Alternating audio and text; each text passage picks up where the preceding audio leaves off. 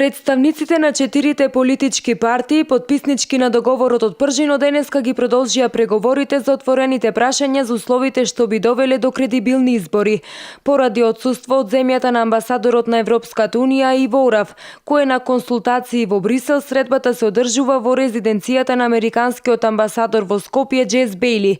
На средбата присуствуваат Никола Тодоров од ВМРО-ДПМНЕ, Радмила Шекеринска од СДСМ, Артан Груби од ДУИ и Имер Али од ДПА. Предходно вице-премиерот и министер за здравство Никола Тодоров, која представува ВМРО-ДПМНЕ на меѓупартиските разговори, изјави дека на маса се две прашања: ингеренциите на министерот за внатрешни работи и датумот кога министрите од СДСМ треба да се повлечат од функциите. Се разговара за ингеренции на министерот, но се разговара и за до кога овие министри кои што се предложени од опозицијата ќе бидат во владата. Да бидам искрен, најмногу се запна веројатно на второ. Не ми е јасно зашто. Она што гледам по медиумите дека се предлагало да остане министерот за внатрешни работи веднаш по завршување на изборите си оди. Она што ВМРО го предлага е нешто друго. Доколку СДСМ загуби на изборите, тогаш да си оди. Доколку победат на изборите, нема потреба да ја напушти функцијата.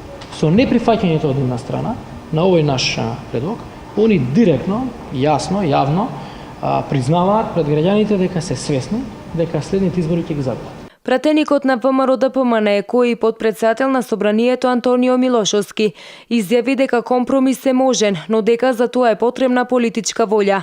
Милошовски исто така истакна дека за ВМРО-ДПМНЕ одговара секој датум за избори, само под услов да се признае изборната волја на граѓаните.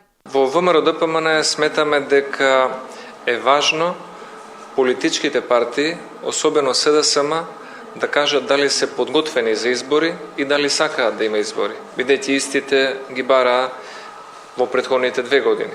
Доколку се изјасна дека сакаат да има политички избори и дека им веруваат на институциите кои што ги раководат кадри од СДСМ, како Државната изборна комисија, тогаш ние немаме никаков проблем да прифатиме изборно соочување и да дадеме шанса на граѓаните да одлучат за политичката ситуација во Република Македонија.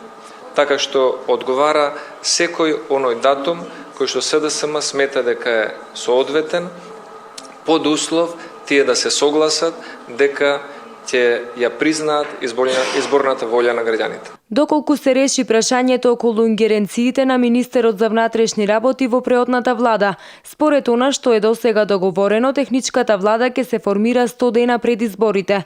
Ќе се проверуваат околу 40.000 гласачи, а оние за кои се предпоставува дека се во странство ќе бидат на посебен извод од избирачкиот список. Исто така ќе се формира тело составено од 4 партии кои ќе има мандат да ги наблюдува и казнува медиумите во предизборниот период. Останува да се договори уште датумот за избори, дали ќе биде есенва или напролет идната година.